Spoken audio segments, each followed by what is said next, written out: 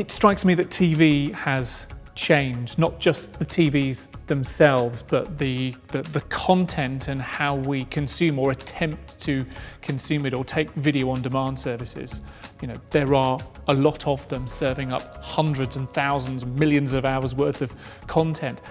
There's a challenge there in how we as humans can consume all of this. So Lydia, how can technology help us to scale this content cliff?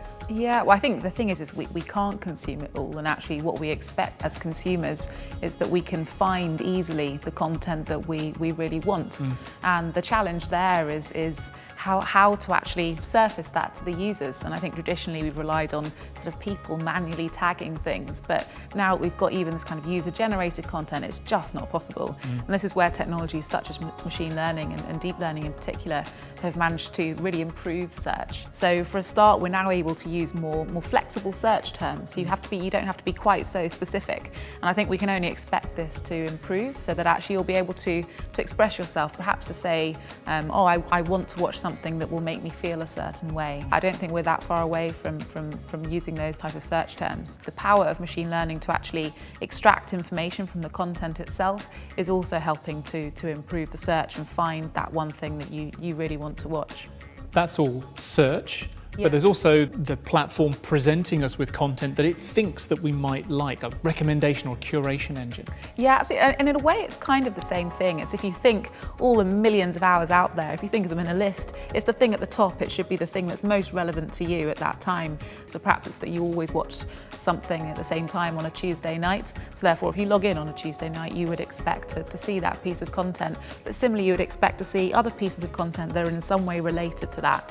And that's where machine learning is very powerful at actually working out those similarities between pieces of content, so that the recommendations you get are really relevant, but then also bringing in all those different data points such as context and understanding about your previous behaviour to make those recommendations really meaningful and useful to you. Tom, how are we seeing this play itself out in the latest generation of TVs? So those, what Lydia's talking about, those are all specific to each different platform, and obviously you've got multiple platforms on the same TV. Here, the TV is making the recommendations itself, it's not just the services. So it's got their content processor 8K and a thing called the Universal Guide, which combines all of the different services that are on there, and it will use your viewing habits to suggest things for you to watch. And this is something that you are in control of. You can choose to opt into that if you wish, or you can choose not to. The choice is yours. Absolutely, yeah. If you don't want the TV to be monitoring what you're watching, you can turn it off and it won't do that at all. And in what other areas are artificial intelligence and machine learning helping, assisting the viewing experience? So similarly, it's going to look at what you're watching. For example, if you're watching football, the thing that really sort of helps to increase the feeling of immersion when you're watching football is the sound of the crowd that's at the game. So what it will do is it will detect that you're watching a football match, and it will boost the sound of the crowd in order to make it a more exciting watch. Similarly, if you're watching, for example, a film with lots of dialogue, you want to make sure you're hearing every word that the actors say. So it's going to boost the mid-range so that you can hear the voices. Another area where we see artificial intelligence playing a part of our lives is when it comes to voice assistants. These are going to continue to play a large part in our lives, aren't they, Lydia? Yeah, absolutely. And I think part of the reason for that is just the enormous advances we've seen in machine learning, and particularly deep learning in the last few years. And that's been driven by two things really, kind of more data being available and also just enormously more computing power. So I think we've all had these experiences with automated call centres where you have a very frustrating experience with a voice assistant.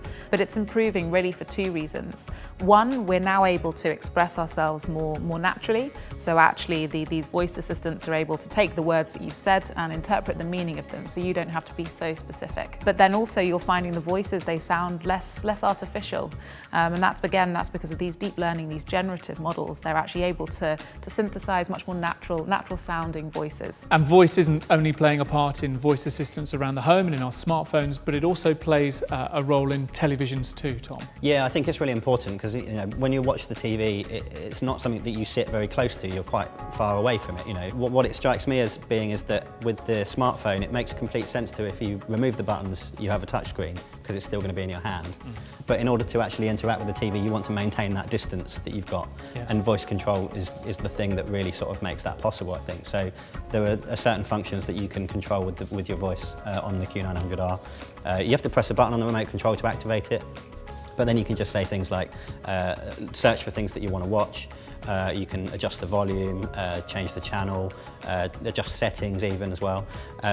Sort of the next step, it feels like, is that you then remove the button entirely and you can just speak to the TV and completely control it by voice. So Lydia, what difference do you think the death of the remote control and more artificial intelligence and machine learning, what difference will they make to our lives in our homes, do you think? What it really comes down to is the changing role of the television in the home. I think it always used to be an entertainment device, serving things that amused us, and that was a very one-way relationship. We sat in front of it, it delivered to us.